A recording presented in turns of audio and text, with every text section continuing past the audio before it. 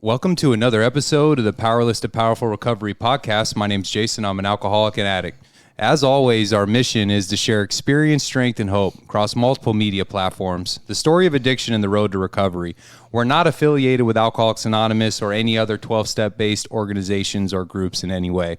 And here we are, dude. It's another episode. And I got my co-host here, Ronnie, no matter what. What's up, Ron? What's going on, Jay? Let's go. Oh, you ready? I'm excited, man. Super excited. I mean, we got a phenomenal guest. We got the one and only Jesse James, a.k.a. Faulted, faulted.com. You can find his music anywhere. Right. He does spoken word. He does hip-hop, rap, rock. He's got, man, his stuff is so powerful. It's recovery related. It's about his journey, man. We had him come on the show today. Thank you for being on the show. Thank you for having me. I mean, it's a pleasure, and it's crazy. Every time, me and Ron get on here and we bring guests on, it's always important just to really understand like how we all got to this moment to be sitting here with each other today. And so shout out my brother. I mean, I don't know if I've given him many shout outs. No, is this a first? I think that might be a first shout out. Shout out Michael. Shout out Michael. He needs a shout out. Let's go, Michael. And what's crazy about it is, he said, hey, man, I met this guy. His name's Jesse James. And at first I'm like, cool name, right? Is it a real name? I'm trying to figure that out. Blessing and a curse. Yeah, it is a real name, his real name, Yeah. right? The third. And so he's like, man, he's about it, his music, and he's this recovery and carrying the message, And so I come to Ron. I'm like, hey, bro, I got our next guest. And I'm like, she's like, what's his name? I'm like, Jesse James. And what'd you say? So wait a minute. Hang on a second. I look at my phone and I show him the number. I go, is this the guy? And Yeah. he's like, well, we had another friend. We're shout out Tiffany. Shout out, Tiff. Tiff, good friend. She hit me up and she had nothing but wonderful things to say of how inspirational you are in your story. And she said, I really want you and Jason to meet him. And it was just crazy that because your brother doesn't know Tiffany and how it just came together and we got Jesse James. Oh, he's here. That's right. He's here. He's here, man. And it's crazy how, when we do our part and we have awareness, your higher power, God, the universe, laws of attraction, whatever you choose to call it, that's your personal relationship. I choose to call mine God. And he works in mysterious ways. When I do my part through awareness, I get to see that God wears what? People clothes. I love when Ron says that, man. I like that. Yeah, he says, my God wears people clothes. But enough about me. Let's talk about Jesse, man, and his story here today. We don't just, someone just doesn't get into the music industry to do music, art on, recovery if they don't got the experience. He's got plenty of experience and he's utilizing it today as one of his greatest assets to carry the message through music and motivational speaking. So Jesse, why don't you just tell us a little bit what it was like? I mean, shout out California, Cali. We got a Cali boy in the house. SoCal, he's here. So why don't you share a little bit about what it was like growing up in California, and the family dynamic and where it all started for you? Well, so the story was kind of a peaceful, ordinary story for the first 9 years. Everybody was happy-go-lucky. And then everything changed. My pops passed away, died in a car accident when I was 9 years old. And then obviously threw a huge monkey wrench in the life plan. Kind of brought me to a lot of lessons, right? The whole family, obviously. So then things got a little bit weird after that, trying to figure things out as a young boy. And trying to step into shoes that he thought that, that I thought that I had needed to wear. So started chasing super alpha goals, right? So I wanted to be the biggest and the baddest that I could be, thinking that that's what he would have wanted. Stepdad comes into the picture a year later, pretty significant, that was another huge turning point in my life. I love him to death. We have a great relationship now. Wasn't always that way, 30 years ago when he came into the picture, he was working out his own things, Were you hitting him with "You're not my dad"? Were you hitting him with that? I think I still do. No, I was just kidding. You're not going to tell me. Yeah, absolutely. You're my stepdad. Step the fuck off. Yeah, you know what I mean? It's a thing. But yeah, no, like I said, he was working through his own stuff, and he's an alcoholic. So he was dealing with his things. He went 15 years sober for a while, and then now he drinks off and on, and it works for him. He's older and calmed down a little bit. Everybody's program looks different, man. Yeah. I know we're big book thumpers to the fullest here. We know what the book says. We teach all kinds of different material, cognitive behavioral therapy, smart recovery. Everybody's program is different. I'm not here to judge anyone's program, man. There's a bunch of different paths. To tomorrow, right? Yeah. So that happened, and My safe place at home wasn't safe anymore, so I felt like I found refuge with some of my homeboys, and they happened to be about like a decade older than me. You know, it kind of introduced me into some different parts of society and our culture, and I enjoyed it, I guess, at that time. It seemed like something new and exciting. So I went from with the youngster. We got a youngster with us, boys. He's about it. Send the youngster. Jesse James will do it. Yeah. So from then on, you know, like high school, I started out high school all honors classes, playing football, baseball. I mean, you're a pretty big dude. So I was tiny in high school. Were you? I don't see it. What positions did you play? I was cornerback, but then in baseball I was a catcher, and then I would go out in the outfield sometimes. So, but yeah, that all changed real quickly. I started smoking weed, and then maybe 2 months. Within 2 months, I got introduced to meth, and it was back in the day when that was quick. I mean, that didn't take very long. Boom. You know, how old when you did meth? So I was 13 when I smoked bud for the first time, and then it was like a couple months later, right after I turned 14. You know, so it's like my freshman year of high school, and I started being a little deviant, sneaking out of the house, understanding what the sleep schedule was of the parental units, and you know what I mean, like. I can hop out the window now. And you got to know the sleep schedule. You got to know, especially when you're not. You can be really aware of other people's. Right. Yeah, you're always aware. My dad and my mom. My mom has this like light snore. My dad's got a loud snore. So I always knew where that. You know what I mean? You can feel the bass on the wall. Yeah, I could feel it, man. I was that kid, man. I was that kid who grew up in a good childhood, good home. And just couldn't get it right, man. Potential. I heard that word so much. I would sneak out. I would run away. Instead of, we talk about character defects that are associated with this thinking problem that we got. And I always say, like, that switch was there before I even picked up, because instead of applying myself, I cheated. Instead of obeying rules and coming home, I snuck out, right? And like, I remember one time, we had a second-story house, and I literally was like, oh, Mom, I'm going to call it early night. It was like 9:30. So it was like, he's up to some shit, right? Yeah. All of a sudden, I jump out the window. My mom and dad are standing right at the bottom of the window. Still took off, dude. Disappeared for a couple days. Real quick, didn't you have the phone number blocked or something from the school? What? Oh, yeah. I blocked the phone number so they couldn't tell you, your son or daughter's missed one or more classes. Move. I blocked it. I forged report cards, sold them on campus, fake IDs. So that fundamental, core issue of my drug addiction and alcoholism, the character defects were there. And I mean, maybe you both will agree with me. The reason why they're so hard to shake as we get older, it's because for, 20 plus years, those character defects were valuable to me because that shit worked. Yep. And so now I'm creating new attachments with character assets that seem to be more valuable, I think. Sure. I mean, absolutely, right. And what I heard in the beginning of your story right away is I hear the trauma, right? And trauma takes on all different forms. And what I heard you say was you lost your dad. Yep. And then you were, in your mind, you were trying to fill some shoes that fancied or real that you thought you had to fill. And then here comes this guy trying to be your dad in your mind, right? And then we become defiant.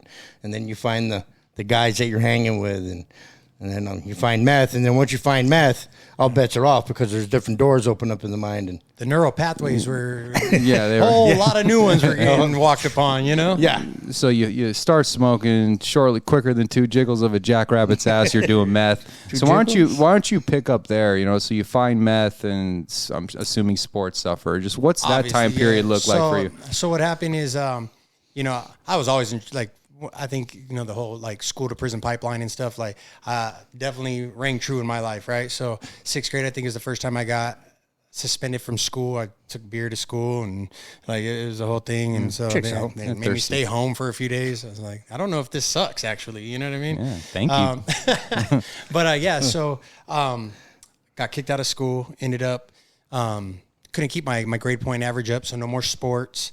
Ended up at continuation school. We moved to a new town. Again, parents are thinking, well, maybe he'll get in less trouble if we move towns. So we go to a new town. I'm kicked out of that school within like 3 weeks of my junior year. Go to continuation school. And my mom's like, dude, I'm going to send your ass to military school.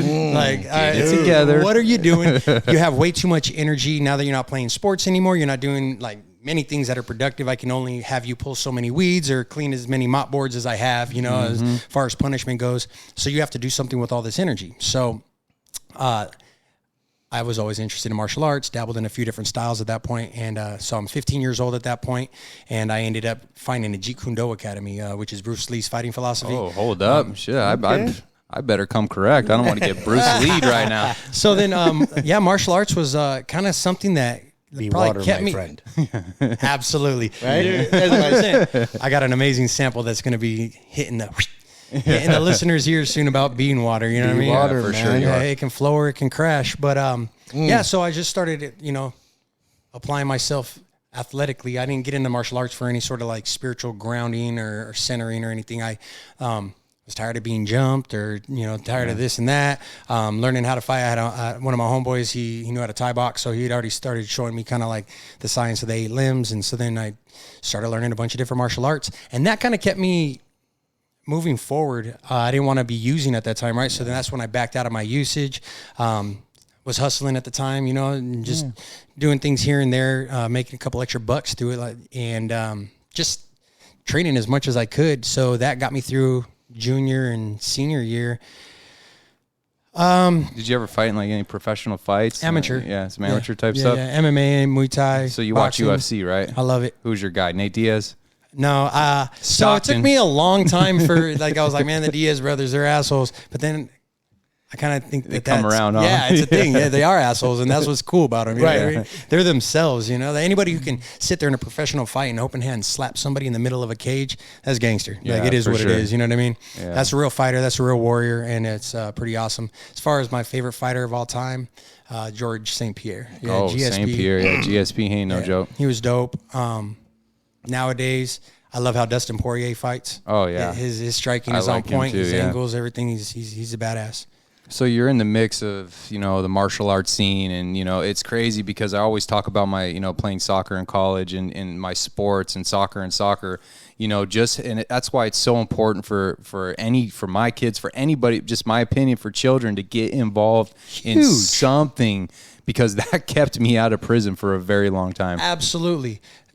Team sports are amazing. It teaches us so many different attributes and talents and skills that we need in the real world, right? Cooperative and competitive abilities at the same time, right? Work as a team to get better results, how to shine as an individual, you know what I mean? There's so many things that sports bring to the table. I think a good competition is healthy for us, as long as it stays within a healthy realm.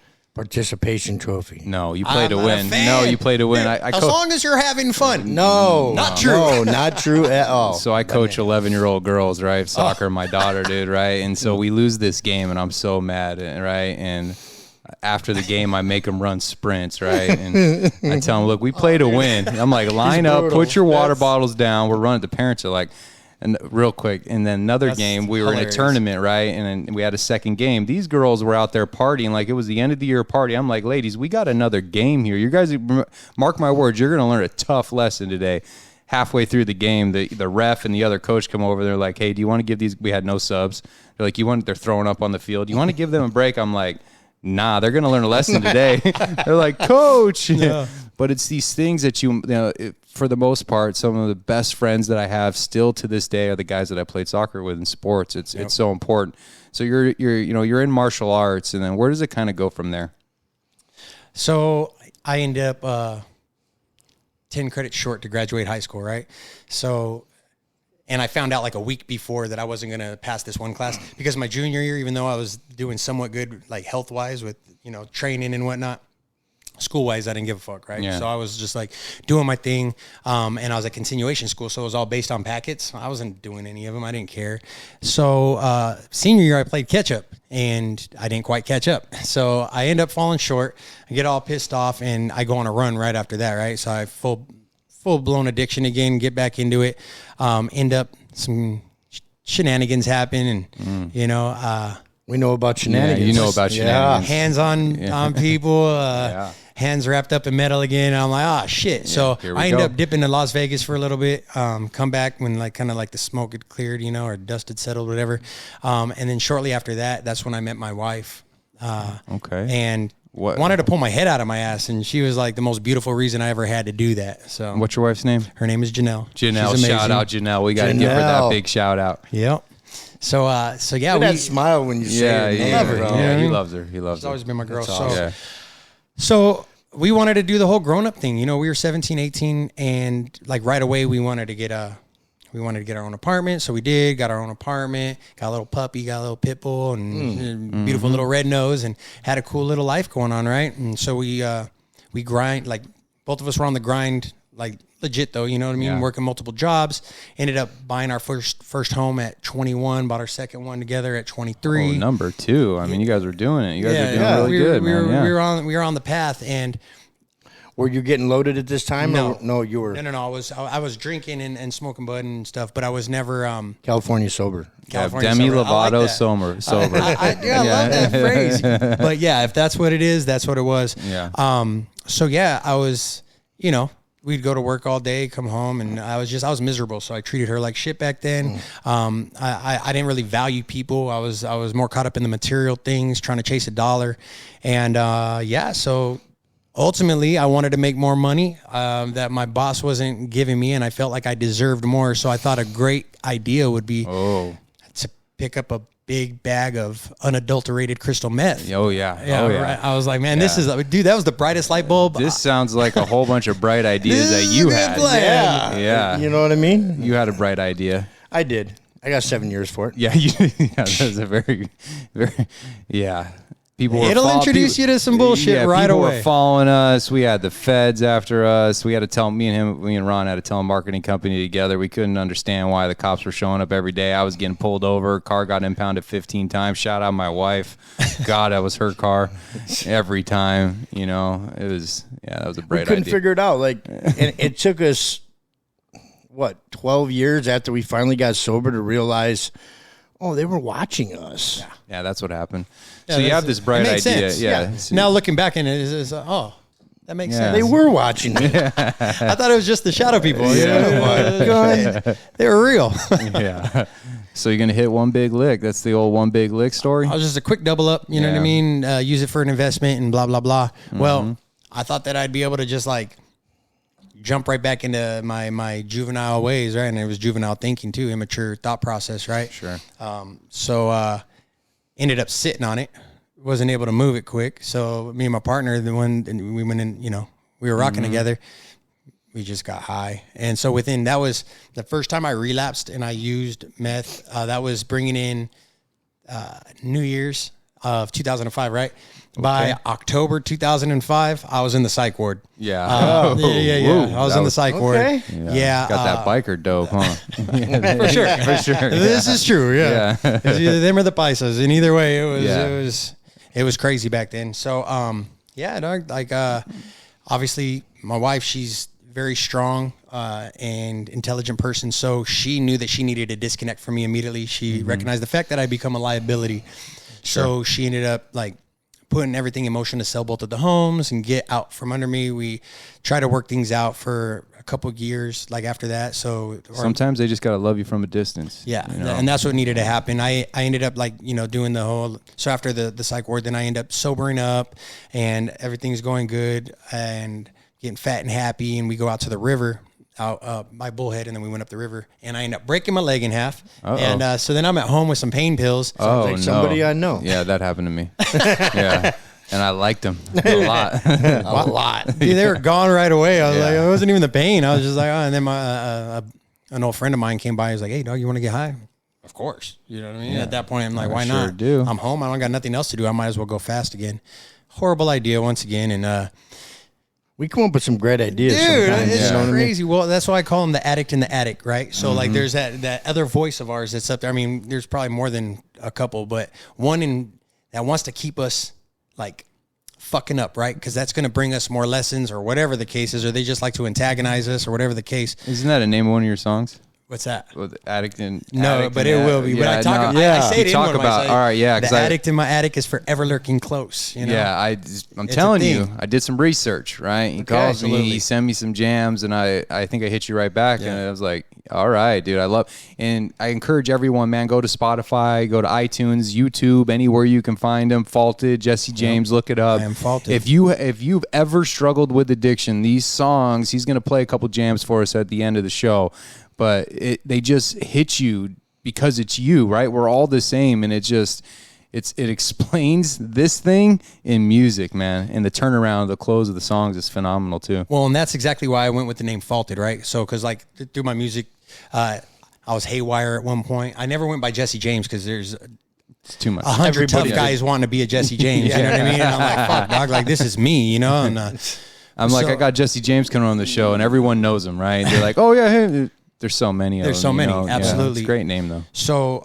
then I was haywire. Then I went to Indigo Eye, you know, because I've been chasing spiritual awakening and trying to understand more of the unseen realms for a while, you know, and I've always had a call to it, you know what I mean? It's always been around, always been a part of and permeated my existence. And at this point, I'm just super grateful for it, right? But it used to drive me literally crazy, you know? So after that, when I got busted, I came back out, I'm like, I need to rebrand myself. I don't want to go by any of the old ways. I want to be completely fresh. And so I try to figure out what it was going to be, and I went with Faulted because we are all faulted. You know what I mean? Some to more degrees than others, but the fact is, as human beings, we are all faulted. We are all flawed, and we need to work through all of the breaks and the hurts and get out of the suffering so we can understand that through healing and recovery, whatever that is, whether that's through addiction or spiritual or physical, once we heal, we can have a better life and move forward and not stay stuck in the swamps. We can actually get back to the flow of life again.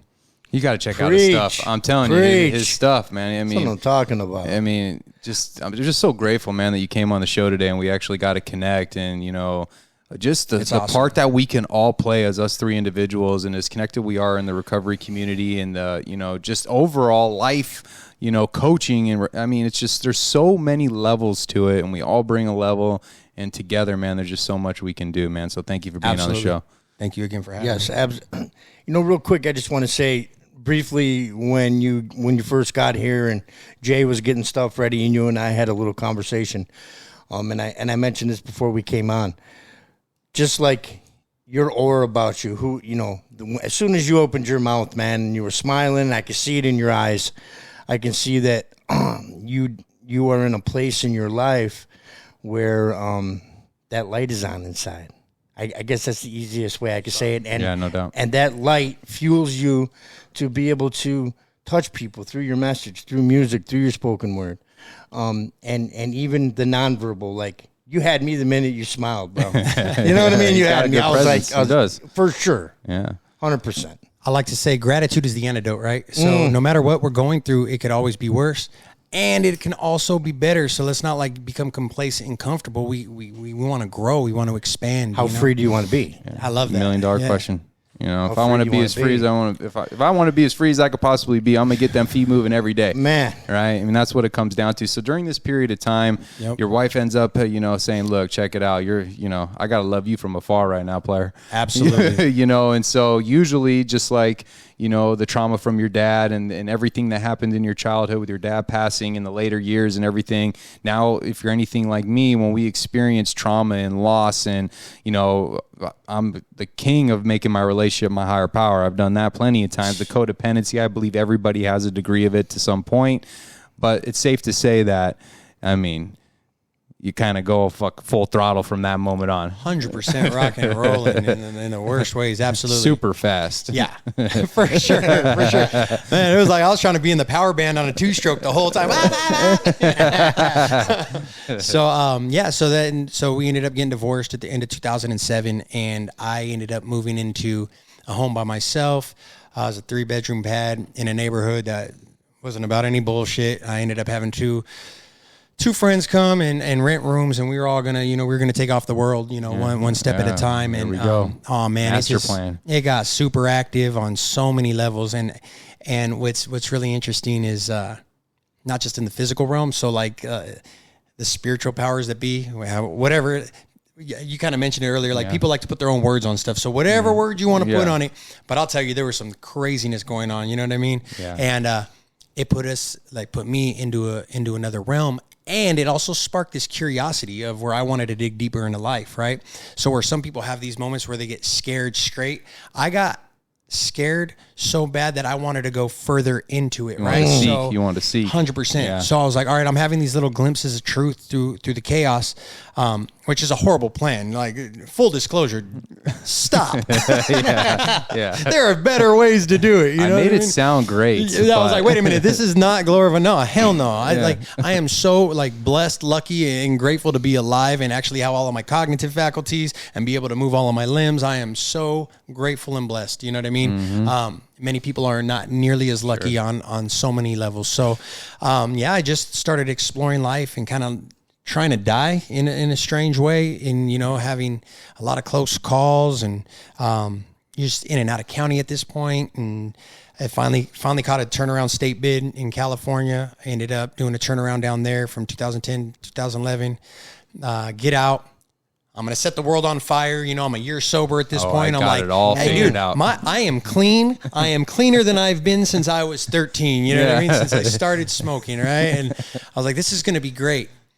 And it was for 3 days. Yeah, solid 3 days. Yeah. Solid 72. Relief, recovery, right? Yeah. Jason talks about it all the time. Yeah, I mean, that's ultimately what we're all driving at, is recovery. And what happens is, over the years, because it's all about the gift of pain and desperation, how many times have it just been so fucking painful that we've wanted to do something different, and we start to do something different, but what we're really getting is relief and not recovery, but we think we got recovery, and then we go back out 72 hours later and we try it again. Dude. But really, we're talking about that prison bid, right? Like, that gives you some sort of foundation, right? But there's just... You think so, like a runway, right? Yes, right. dude, but it's not there, right? Not all the time. Not if really actually actively utilizing those moments, right? Sure. Just because just being separated from the shenanigans, from that lifestyle, that's not necessarily recovering, right? So that's just being separated. Mm-hmm. So it's a different side of cleanliness, of being clean. So I get out. I didn't relapse right away. It took a few months for that to happen, but then ultimately it did, and went back to my old ways. In some ways got even worse than ever, and Progression. Momentum, right? So we absolutely. So when we fall back down, it seems like we do it so much more easily. Quicker. And quicker. Progressive and fatal. Yeah. Right. Oh man. And that's a whole nother story, like what's going on today. Nowadays. Dude, that fentanyls killing everyone, dude. Left and right. Oh, did you hear so-and-so died? Yeah. Did you hear so-and-so? Oh, I didn't hear that. Man, that's too bad. Did you hear so-and-so? Yeah, yeah. Do you hear? Yeah. Two people this week for me. I mean, That's just to touch base on the fentanyl thing, we're not to spend a lot of time on it, but I think all three of us, just think about in the last 60 days how many people that we've heard of or know that have passed from this, right? This thing is real. Absolutely. I don't know what happened. I went to prison for 7 years. I got out. I used to go to great lengths to get high in private. People were just getting high at the bus stop. Broad They're daylight. living at the bus dudes stop. doing foilies at the Circle K. I was like, what is happening? What Dude, happened? It is so sad. That's the first thing I noticed when I came home. I was like, oh my God, dude, there's zombies everywhere. This fentanyl's killing everyone, and they get high in broad daylight. Yeah. Barefoot in Phoenix. Yeah. What is going on? Circle K feet. That's a bad move. Part of society has given up, And the whole thing, I don't, it blows me away, this fentanyl thing. I see people walking around barefooted. When I first got out of prison, I mean, I like shoes. I like sneakers. And I can't tell you, on 3 different occasions, I took the shoes off my feet because I seen someone walking down the road with no shoes. Because it's a real thing. People are real. It was This is flabbergasting. the craziest stat. In 2017, right, more people died from fentanyl than all the wars combined. And that was in 2017. So think of how much worse that number is today. Dude, it's so bad. So you're in the midst of, the new downward spiral that's going even faster. Yeah, right? absolutely. And what happens from there? So, dude, Cliff Notes, again, got super active. Had another crazy moment. I like how you clean that up with super active. Let's just say, super active. And I was about to get washed up in Cali for sure. I was about to do irreversible things that wouldn't have been, fixable. And it was to a point where it was unavoidable. And so I exhausted all my options down there. It was crazy. So, cause I was like still trying to like, I checked myself in or got talked into checking into Salvation Army.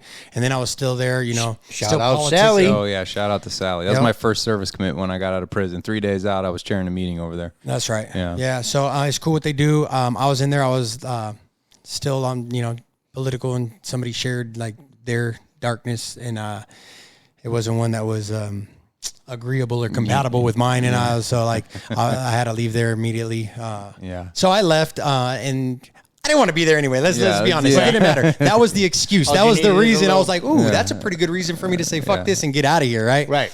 I'll show you. Yeah, so I end up dipping from there. Yeah, I'm gonna make a point. I'm gonna fuck my future off. I'm gonna because, show like, you, yeah, lames. absolutely. Yeah. For sure. Yeah. You know what's funny is like, so one thing, this fool's a lame. You know what I mean? And one day my wife's like, "Why you call these people lames? Because they're working a job, taking care of their family, and like living a good life. Is that lame?" Yeah, So what are you doing? We were all wrong a all minute. these years. Man. Holy shit! We were not Make the cool noise. kids growing up. I'll tell you that right now. not That- at no, all. No. Why is it like encouraged and applauded in our culture to be less intelligent than you could be, and like so to be a dumbass? Why is it encouraged? Right. That's unfortunate. We should is. be encouraging one another to get as much of an education as we can in every place that we go. We should always be reaching for the stars in every situation that we're in, but instead it's like the whole like crabs in a boiling pot, right? Like everybody wants to pull each other down, and that's bullshit. Like we should be moving forward. But that's a side note. Yeah, I like side notes. Yeah. And you're 100% right, man. What can we pack into the stream of life, right? Instead of take, man. It's all about selfishness, man. To be of service. If everyone played some part and played, if we think about every single person on the planet did one form of service for another person that they didn't even know, how far that would go, right? It's pay it forward. You Just know? being kind in any form, right? Dude, a smile Man, goes is literally such a long way. lifesaver in instances. You know what I mean? How many times do you think people are on the fence of taking their own life, and just a stranger might have smiled at them and looked at them like a human being, and possibly extended their time on this planet? I'm a byproduct of that. You know, when I went to prison this time, a guy that didn't even know me, something inside him guided him over. He wasn't a religious guy or anything, but something guided him over to me, and he let me know that I mattered. And he put his what's hand up. out and he gave me some tobacco, and he told me he'd give me a cup of coffee. Like, That's right.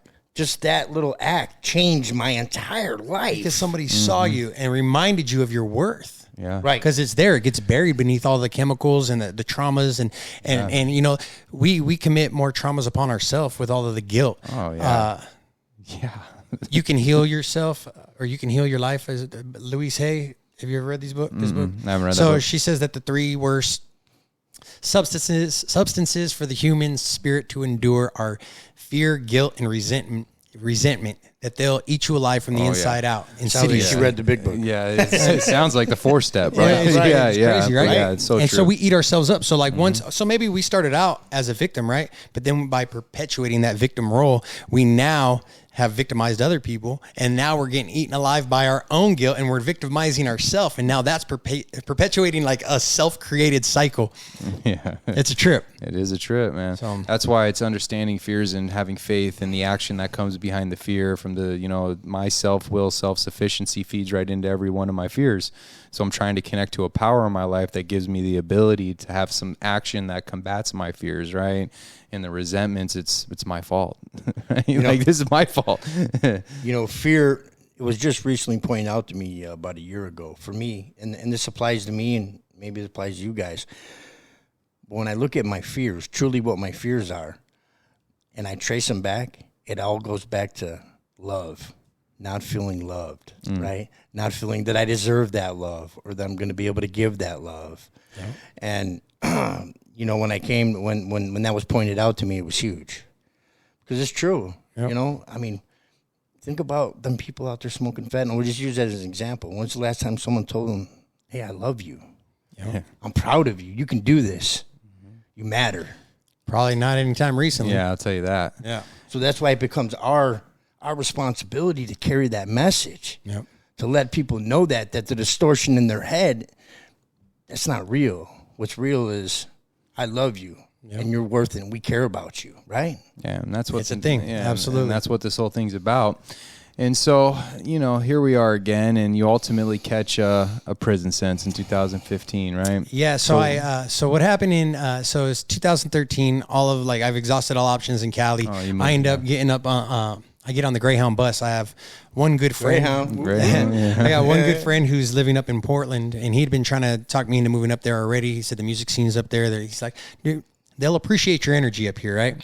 So that was the first, when I moved up there, so I get off the Greyhound bus, still super aggro and like, you know what I mean? I'm high on the Greyhound, obviously, you know what I mean? Yeah. I didn't sleep and get up there and dude, Portland was like this crazy, serene swimming pool. Like I went through these rapids and I went over this waterfall and I fell into this beautiful pool of energy of artists and like, dude, like the most polar opposite from what I was used to in California. Right. And it was amazing. Within 2 weeks of being in Portland, just like serendipitously, we ended up at this, it was on 4th of July, I remember. And, we ended up at this party. We go to these cliffs, right? So I think that I'm still on parole at this time. Like low key.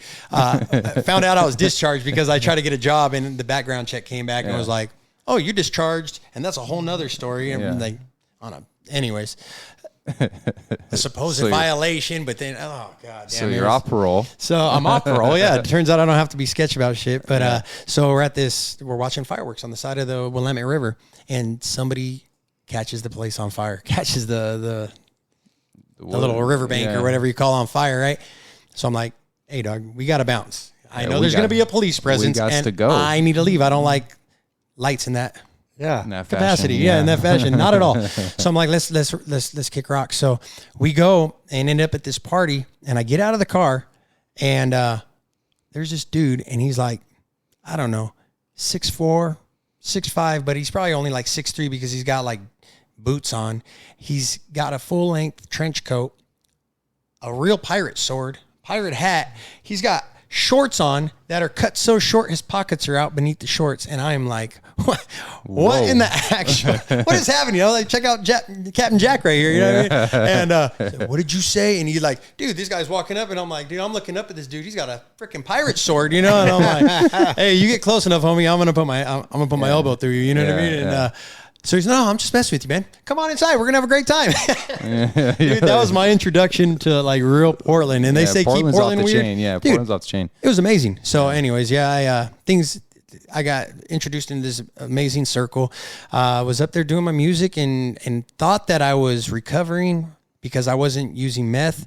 And the whole thing is like, what is it? Wherever you go, there you are. Yeah. So that hit me super hard. So I ended up repeating old cycles and perpetuating problems of the past. And I ended up catching a case in 2015 and I went away for 70 months. So 2 months shy of 6 years. Yeah, and see, that shit will catch your attention. That'll catch your attention. Yeah. The little 3 I did, 3.5 I did the first time, that didn't catch my attention. Yeah, that first year, 8-piece. Woo! Now, how far into the 8-piece did things click for you? So I was about halfway, you know. So me and Ron caught cases right at the same time. I always point out we were not co-defendants, but we should have been. We don't know how that happened. Yeah, I don't know how that happened, but you know, he started from that kind act of that individual, that man on the yard that you know reached his hand out to him. That happened right away, and he started his journey of recovery. For me, I had to get a little bit more experience, right? And so a couple years in, I had relapsed in prison, and I ended up, you know, having pretty much a worse habit than I've ever had in prison. And I had just got to the point, like we were going to talk about, of just like, dude, this is what my life's becoming. At that moment, it became unacceptable to me. God played a role in putting me back around some men who had found recovery, and from that moment on, my life's changed. So that's what's up. Yeah, so that was 3 years to the gate. So about halfway through my prison sentence. All right. So for me, it was 2 years. So I'm sitting there.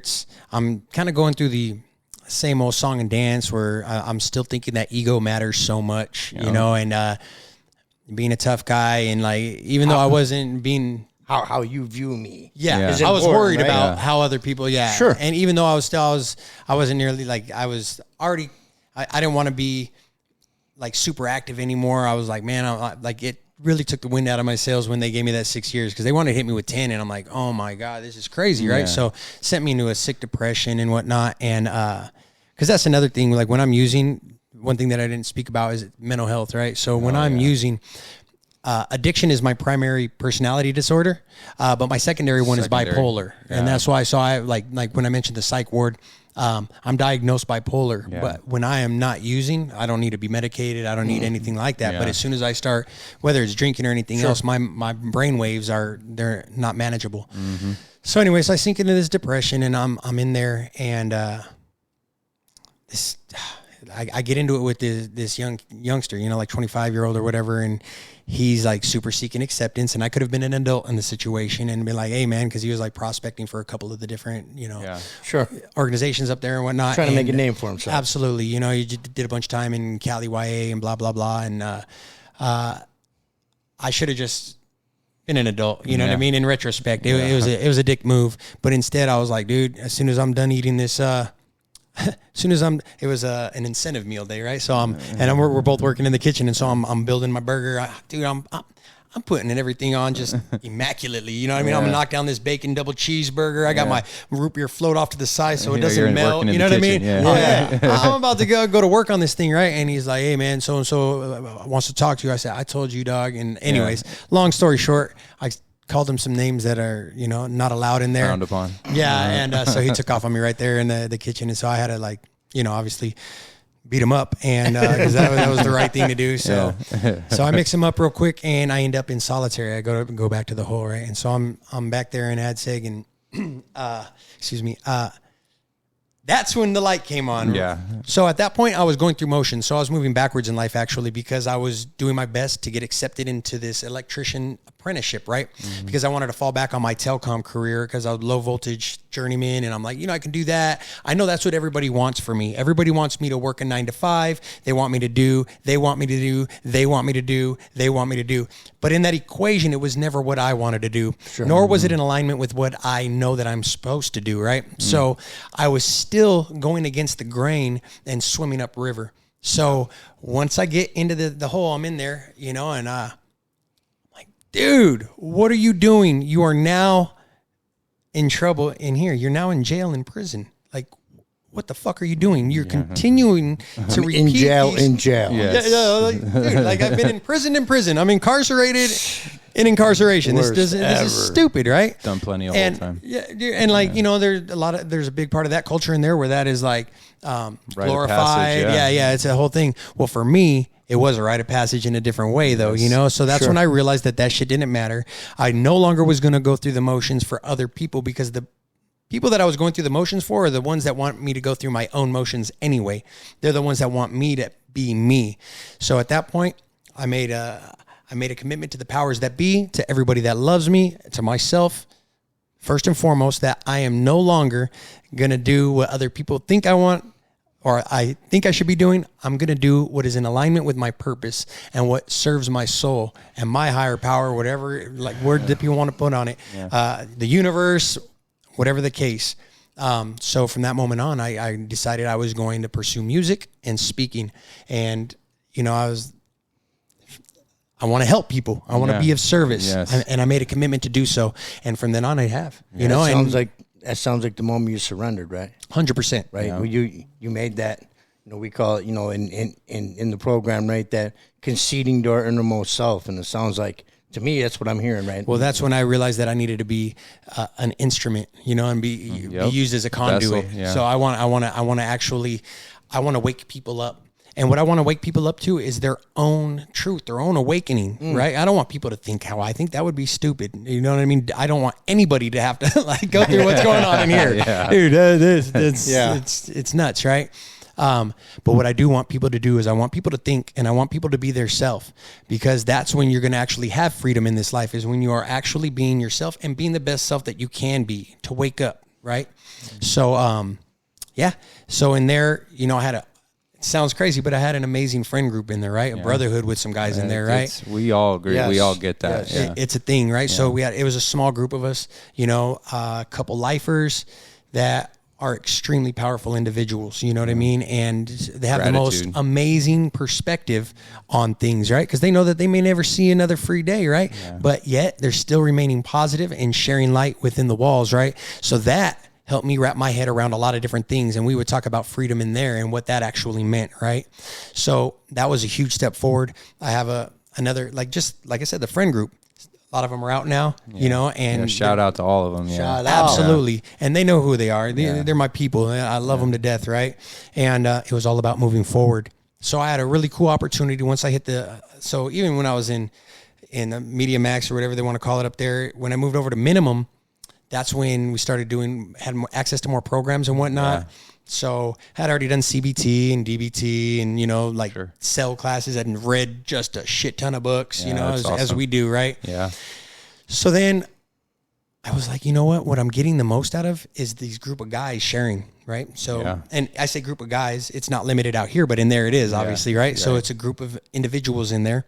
And they're sharing their stories, and there's this power through it. And I'm understanding that through conversation, there's something cathartic happening. There's healing taking place. I'm having convicted rock and rollers crying, telling their stories, right? Because we were having honest conversation, and we were able to be transparent and be real, and created a safe place in there. Right? Intimacy is the genuine sharing of one's true self with another. Oh, that's what That's what we create through. Absolutely. So it was amazing, man. And honestly, from then on, I've just been moving forward. And, you know, I definitely wanted to be out of there. So once September of last year happened, I was like... So you got out September of 2021, the Interstate Compact. Yep. When did your girl come back in? Well, so we were never far from each other. Yeah, right. She just always wanted me to keep my head out of my ass for more than a couple months, right? That's all they ever want. Yeah, it's a thing, right? And I never wanted anybody else. Still wants that. You know, I just, I like getting high, you know, I was an addict. So it was a thing. So she picked me up, and she picked me up there in Oregon, and we went through Boise, got me a white chocolate mocha, you know what I'm saying? Some biscuits and gravy. Okay. Yes, no sir. stranger to that. So, and then, we just, from then on, we didn't know exactly how it was going to, you know, build once we got out. So I ended up rolling to my sister's house, and we decided then we're going to do this. We're going to do this life thing. Right. So I was going to try to move out to LA, but then we found out that was going to be very problematic. It was going to take longer. It would have taken longer for us to be able to be together. So she ends up making the decision that she's going to move out here, out to good old Surprise, Arizona. It sounds like some weird, like indie freaking horror film, right? Like a Rob Zombie flick or something. Yeah. Surprise, Arizona. Like some strange dude with a clown mask. But it's been such a blessing. And so, like I said, I was able to like parole to my family, to my closest people, wife included. And here we are. I'm getting to... How do I say it? Like I'm a little overwhelmed with emotion because it was awesome. They all accepted me back, and you know, feels good. It was amazing, right? Yeah. So while I was there, I utilized that time as much as I could to get back on our feet. She was going to come out. I got off track. I had to find my thoughts again. They run fast sometimes, but they do. So we were going to try to rent a place. Yeah, dude, you can't rent a place with a felony in Arizona. I mean, it's hard everywhere. It's tough. It's tough. Yeah. So I'm like, man, I kept getting doors closed. And so finally we're like, fuck it. Let's just buy a pad. Yeah. You know what I mean? Like, and luckily we were in a position and had the support, and we're able to do that. Right.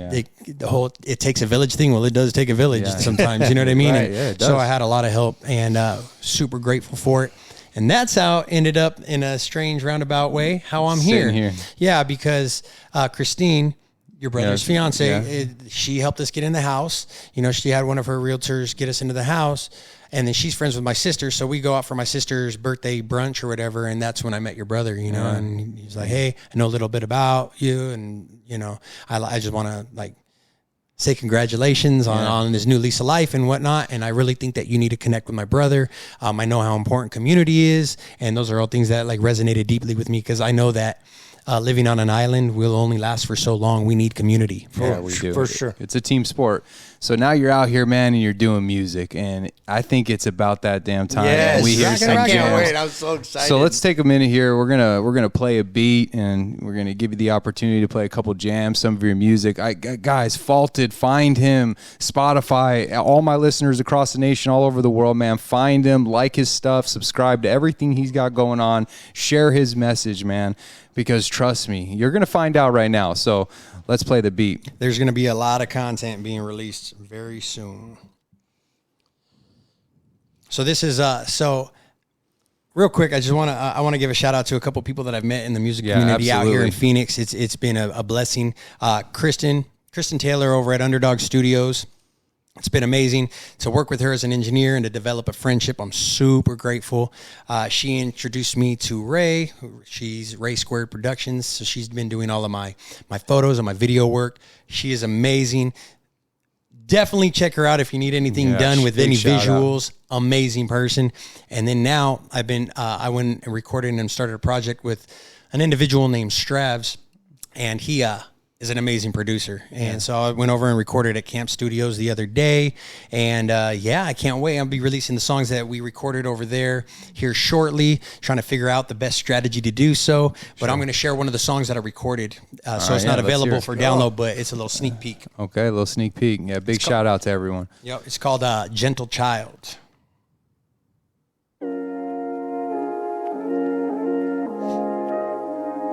Yeah.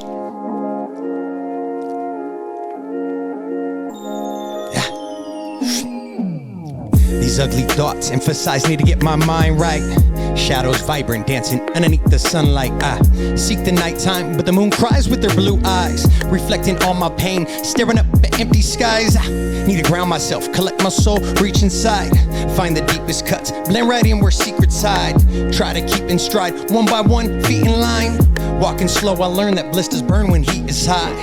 Looking right upon my nemesis, and he is I. No one else could ever convey all the shit that we imply. Insecurities start to creep back in, feel logic die. Feel the logic die.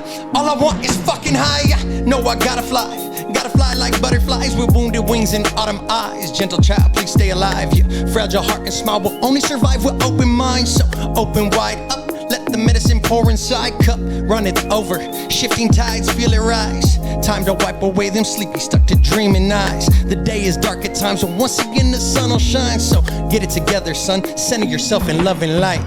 Gentle child, break the chains, free your mind. Gentle child, look inside, learn to fly. Gentle child, feel the pain, let it go. Gentle child, heal your heart and feed your soul. Gentle child, break the chains, free your mind. Gentle child, look inside, learn to fly. Gentle child, feel the pain, let it go. Gentle child, heal your heart and feed your soul. Feel the pain, let it go. Heal your heart and feed your soul. Break the chains, free your mind. Look inside, learn to fly. So many lessons learned, now I must implement. All the bridges burnt and boxes built with wet cement. How can you measure intent when you let the sickness vent? Captivated by the moment, but you never captured it. Soul-shattering consequences from the selfish negligence. Addicted to chaos, I lost my mind to innocence. Yo, where did the time go? Won't waste some days beyond the fence. I make the choice today, leave it behind, no hesitance. Gentle child, break the chains, free your mind. Gentle child, look inside, learn to fly. Gentle child, feel the pain, let it go. Gentle child, heal your heart and feed your soul. Gentle child, break the chains, free your mind. Gentle child, look inside, learn to fly. Gentle child, feel the pain, let it go. Gentle child, heal your heart and feed your soul. Feed your soul. Right here. Came with that fire. Wow. I'm telling you, man, when I looked up his music, I was like, hold up. Brother's It's the real talented, deal right dude. there. Dude, that song was amazing. So, and it's all about what we're talking about, Yes. right? Yeah. So healing that little broken child that's in there still crying for love and not to be filled with fear, right? And put into this like reactive state to where they need to like be something that they think other people want them to be, right? Or they need to be. So anyways, grateful to be able to put that into words and share it. That was excellent. Excellent, man. That was Well, not only do you rap though, you play the guitar too, or I do. Okay, Not well, but I do. Okay, well let's hear it. We got time for one more, Yeah, man. yeah, all right. Let's hear one on the guitar. So I'll set this down. Yeah, for go a ahead, second. man. We got to hear this one. I mean, wow. damn. I know. I'm telling you, this shit went hard. Well, I know the listeners when they hear that, but to be right here while he was doing it and you could feel it, Oh yeah, unbelievable. excellent. You owe me $5. I told you he was gonna be good. Another white rapper. Yeah. Oh man, that was great. So I don't know what the best route. So this is Maggie Luna. She made the trip with me from in there. The homie, we took it into the bike shop, sanded her down, and yeah, fucking, I'm not gonna be able to wear these. It's okay. So I'm gonna set these down. But yeah,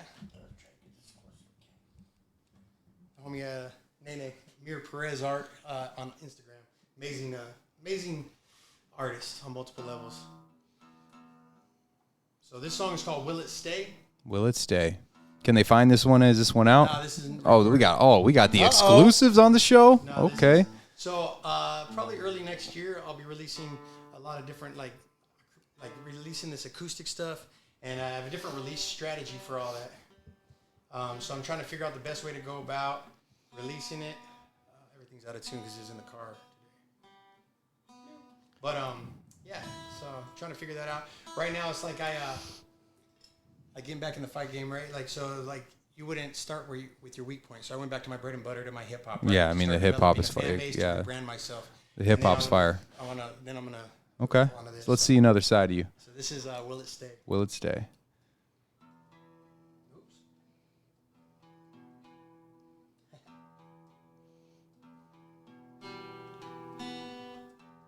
Wait a minute.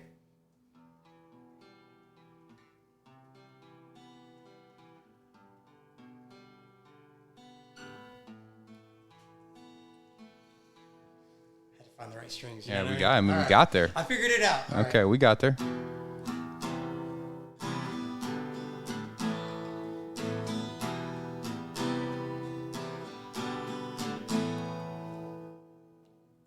And I can feel it creeping in again. That old under the nemesis, it's Mr. Depression. He's always squeezing so heavy on me like I'm breathing concrete. They freeze. Are you watching? Are you watching me? Fall off my feet, landing on these bloody knees. I scream, keep screaming, please. I keep screaming for mercy, screaming for peace. I keep screaming, will the screaming ever cease? That's why I find the quiet so compelling. But it's the taste of chaos that I'm constantly inhaling. I'm the boss of my own brain, they like to tell me, but there's a bigger voice yelling deep in my belly. I do my best just to close my ears. I swear I killed him back then, now his ghost appears. Low key, I know I chose these years so I could face myself finally and smoke my fears. To leave the ego behind like an eagle, I fly away. Far away from the weight of the world. Realities that I create. Said I could change like the clouds on a windy night. Fight for love with all of my damn might. Yeah. But I just hope that these changes stay. Oh, I'm praying these changes will stay. Gee, positive affirmations, keep laughing as I'm pacing, destroy my concentration, losing complete control of the situation. Sanity, I've been flowing, making lunar calculations. And maybe I can learn to breathe again next month, or maybe next month will still be smothering me in this funk. Oh, I'm so jealous of all the smiles, envy all your happiness, sitting here with liars. Walking broken roads with miles, so burning in fires. Prescription for the pain got me numb to what lives higher. Possibilities start to dissipate with hatred. Conflict this might can take the weight, my mind's about to break it. Brain waves alternate between pleasure and pain. Same old song is getting old, come read it on my face. Vision blind with salty tears, crying up for change. Oh, there's gotta be a better way, praying that it stays. To leave the ego behind like an eagle, I fly away. Far away from the weight of the world. Realities that I create. Said I could change like the clouds on a windy night. Fight for love with all of my damn might. Yeah. But I just hope that these changes stay. Oh, I'm praying these changes will stay.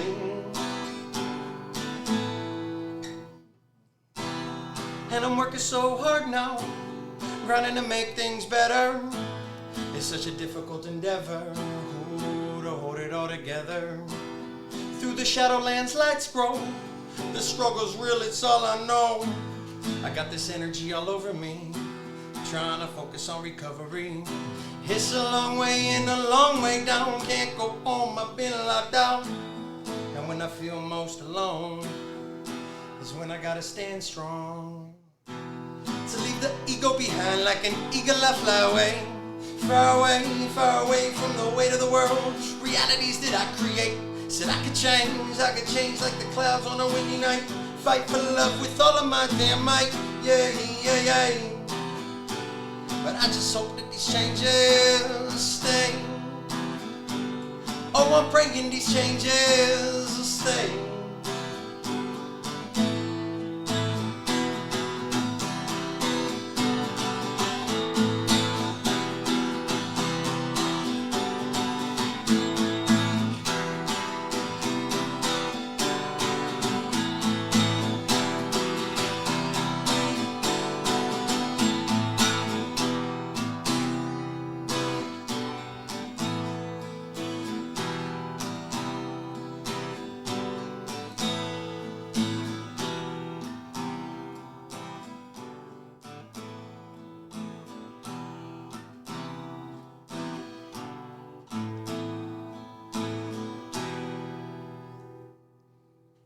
Okay. Oh my God. What I'm talking about, man. I mean, the talent.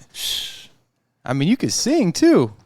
He could rap, he could sing. I mean, your style is so original, man. It's just, man, for everybody, all the listeners, man, tune in, find him.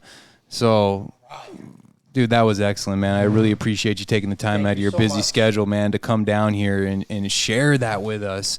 But I want everybody to be able to feel what they just felt here. So why don't you just take a quick minute, man, to plug all your social media, where they could find you at, how they can get in touch with you and find the music. All right. So, again, I go by Faulted, right? So you can find me at iamfaulted.com. That's my website. That's where all my merch is. It also is going to have a calendar that's going to keep you updated on all the events that are coming up. Also follow me on Instagram at I Am Faulted. Same on YouTube. I Am Faulted is my channel. You can find... I have 3 songs out that are super legit. I got an EP called Cynical Soliloquies. I followed it up with a video. Again, shout out to Ray Square. The video is on point. Super stoked on it. There's going to be a lot of content coming out. So definitely hit that follow, hit that like. Yeah. Also, just stay tuned into these guys right here because they're sharing truth. This is awesome. Again, gratitude is the antidote because no matter what we're going through, it could always be worse. If we can sit here and somehow retain gratitude and be grateful for the fact that we're able to move ahead, life is beautiful. And we just need to connect and create community. I mean, well said, man. So everyone, dude, follow it, like it, subscribe it, comment, reach out to him, share his stuff. Man, we appreciate you coming on the show. And for all the Powerless to Powerful listeners, man, continue to follow me and Ronnie, no matter what. You know, we're in the building. Subscribe to our stuff as well. Shoot us comments. If you want to be on the show, get at us. Drop us a message. Hit the DM, man, and drop the info in there, and we'll get back to you on that. And a big shout out to Sanctuary Studios, Sanctuary Recovery Centers for letting us use the equipment, be in their studio tonight. Big shout out to our team, and thank you to all the listeners. And once again, Jesse, man, thank you for being on the show today. Tune into the next episode.